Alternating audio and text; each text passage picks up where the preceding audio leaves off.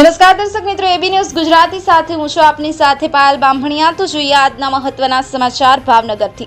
ભાવનગરના બોર તળાવ વિસ્તારમાં બની આગની ઘટના। બોર તળાવ રોડ પર આવેલા પ્રોવિઝનની અને ફરસાણની દુકાનમાં વહેલી સવારે લાગી આગ। આગની ઘટનાને લઈને લોકોના ટોળા મોટી સંખ્યામાં એકઠા થયા। સ્થાનિક લોકો દ્વારા આગની ઘટના અંગે ફાયર બ્રિગેડને જાણ કરાઈ। ઘટનાની જાણ થતાં ફાયર ટીમ તાત્કાલિક બનાવ સ્થળે પહોંચી। ફાયર ટીમ દ્વારા પાણી છાંટી બંને દુકાનોમાં આગ પર કાબુ મેળવ્યો। જોકે દુકાનોમાં રહેલો સામાન સંપૂર્ણ સળગી ગયો। આગની ઘટનાના કારણે નુકસાની જાળવા ન મળી હતી। સદનસીબે કોઈ પણ જાનહાનિ સર્જાઈ નહીં। Firoz Malik, AB news Gujarati, Bhavnagar. આપની આસપાસ બનતી ઘટનાના સમાચાર જોવા માટે એબી ન્યૂઝ ગુજરાતીને લાઇક કરો, શેર કરો, સબસ્ક્રાઇબ કરો।